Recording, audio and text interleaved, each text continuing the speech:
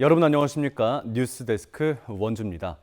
출퇴근 시간이면 극심한 혼잡을 빚는 원주 광터교차로에 지하차도가 생깁니다. 단순하게 교통 흐름이 좋아지는 것뿐 아니라 추후 국도대체 도로가 연장될 경우 시작 지점이 될 것으로 보입니다. 윤하은 기자가 보도합니다.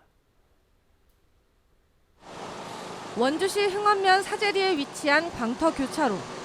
국도 42호선과 국지도 88호선이 만나는 구간이자 시내 중심부와 문막 IC, 혁신도시 등 원주시 전체를 아우르는 국도 대체도로의 관문입니다. 시내로 들어오는 차량, 시내를 빠져나가는 차량 등이 몰려 출퇴근 시간이면 혼잡은 극에 달합니다. 화물차와 일반 차량이 뒤섞이며 사고 위험까지 높습니다. 불편함을 엄청 느끼고 있어요.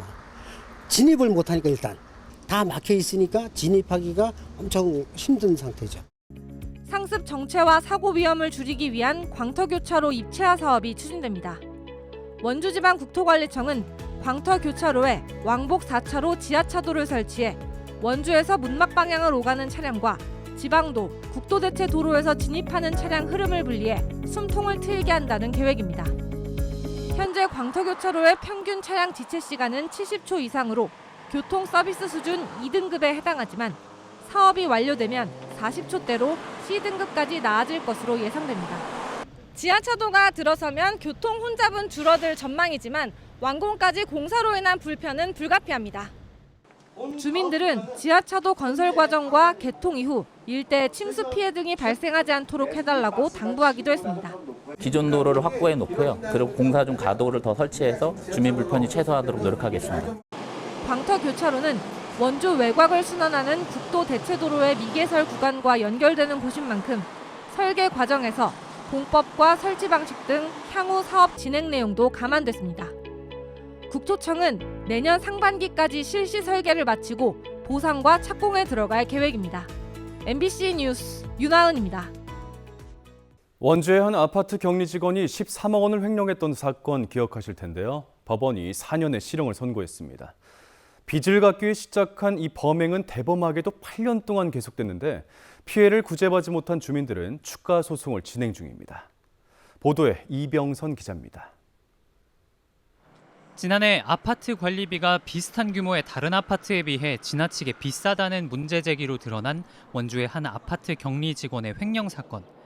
2016년부터 일해온 격리 직원 채모 씨가 지속적으로 관리비 등을 빼돌리다 보니 비어있는 돈을 채워넣기 위해 관리비가 올라간 걸로 확인됐습니다. 범행은 2017년 초부터 작년 2월까지 8년 동안 180여 차례 넘게 이뤄졌고 수사 결과 13억 원이 횡령액으로 인정됐습니다. 채 씨는 신용불량자였던 범행 초기에는 아들 명의 계좌를 이용하다 나중에는 본인 계좌를 썼는데 주로 신용카드 대금과 빚을 갚는 데 쓰고 명품 물건 등 개인적인 구매에도 썼습니다.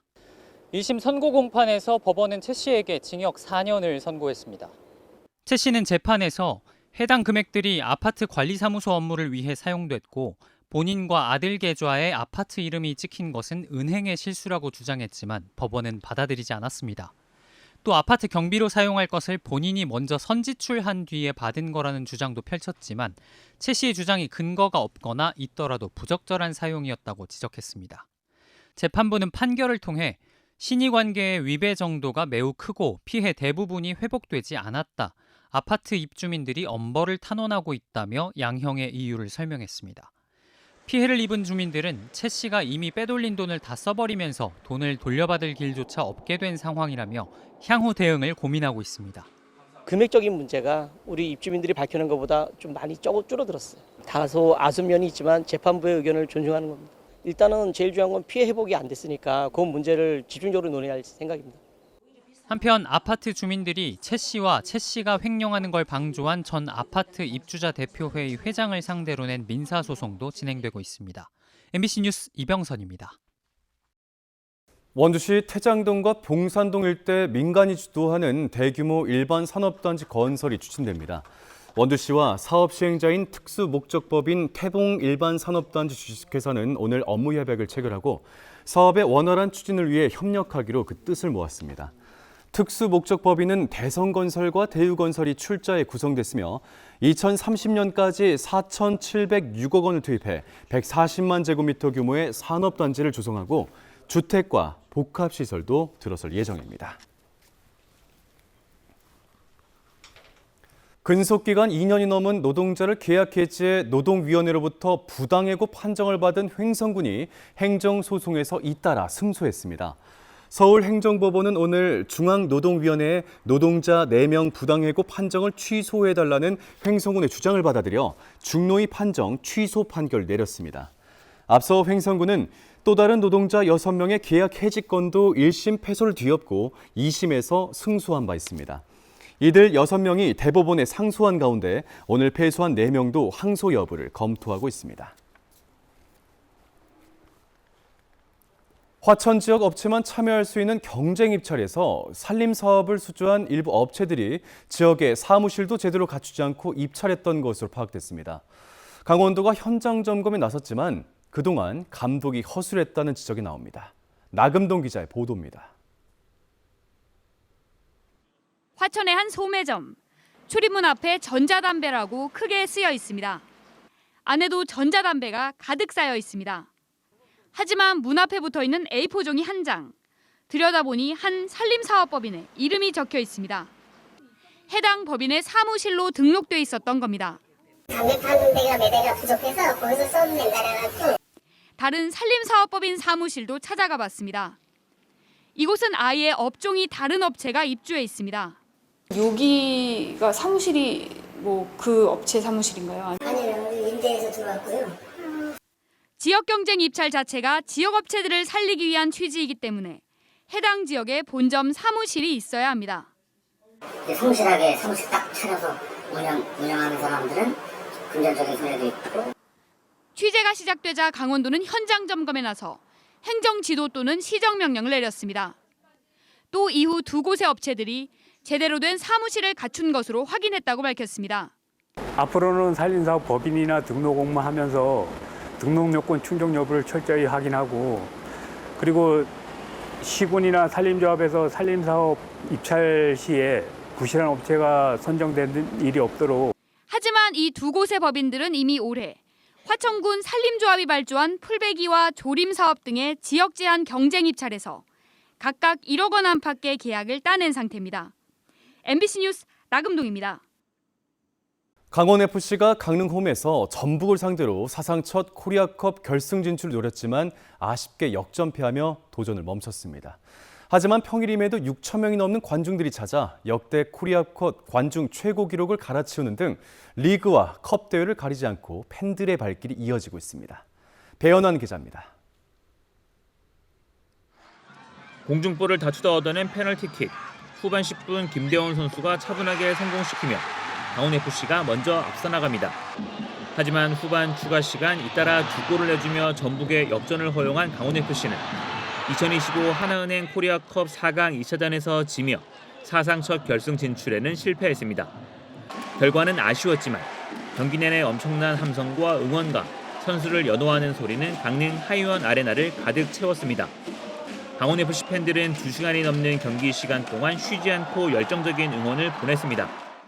강원FC의 코리아컵 4강 2차전 경기에는 평일임에도 불구하고 6천 명이 넘는 관중들이 찾아들었습니다.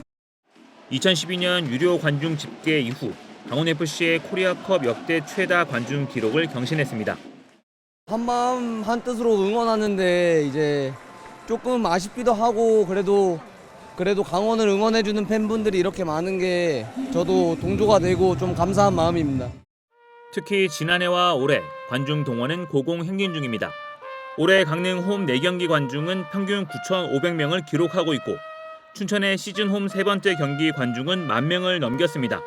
구단 창단 이후 첫 준우승에 올랐던 지난 시즌에도 강릉 홈 경기 10경기 가운데 9경기 관중이 10,000명을 돌파하며 평균 관중도 1,400명에 달했습니다.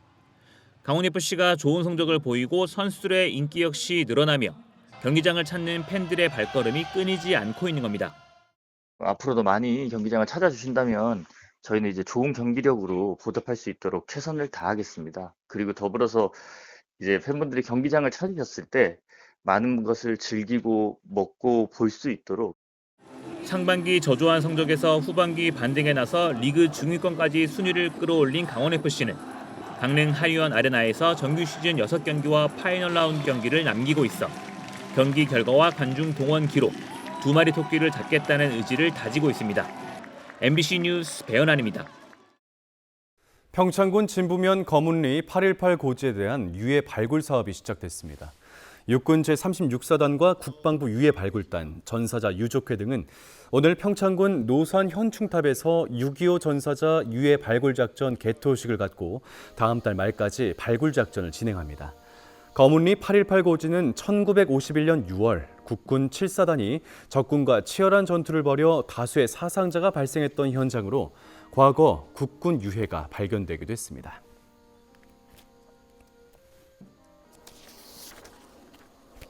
영월군이 다음 달부터 지역화폐인 영월사랑 상품권 인센티브 지급률을 10%에서 15%로 올리고 월 구매 한도도 70만 원에서 100만 원으로 상향합니다. 이에 따라 다음 달부터는 100만 원을 충전하면 실제 사용 금액은 115만 원이 들어옵니다. 이번 조치는 지역화폐에 대한 중앙정부의 지원을 의무화한 지역화폐법이 이달 국회를 통과한 데 따른 것으로 다음 달부터 연말까지 혜택을 제공할 예정입니다. 지금까지 뉴스데스크 원주였습니다.